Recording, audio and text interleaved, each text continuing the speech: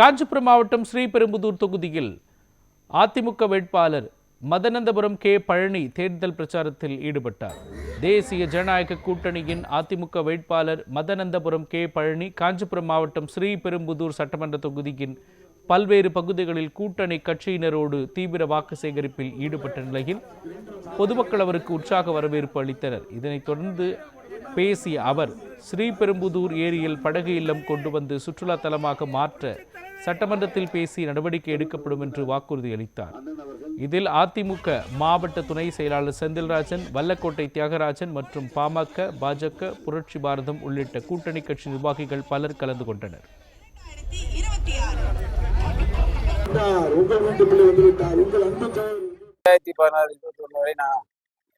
2016-21 MLA இருக்கும்போது சட்டமன்ற பதிவு செய்தேன். ராமானுஜபுரம் ஒரு ஸ்ரீபெரும்புதூர் அந்த ஏரி சுத்தம் பண்ணி படகுலமாக கொண்டு வந்து சட்டமன்ற பேசியிருக்கிறார். ஆனால் மீண்டும் இப்போ 2026 வெற்றி பெற்று வந்த உடனே முதல் சட்டமன்ற கோரிக்கை ராமானுஜபுரம் இந்த மண்ணில் அந்த ஏரியை சுத்தம் பண்ணி படகுலமாக கொண்டு வந்து பொழுதுபோக்கு மக்களுக்காக பொழுதுபோக்கில் கொண்டு வந்து சேர்ப்பதற்கு சட்டமன்ற பதிவு செய்து பணியாற்றுவதற்கு பணி செய்து முடிப்பதற்கு சட்டமன்ற பதிவு செய்யும்.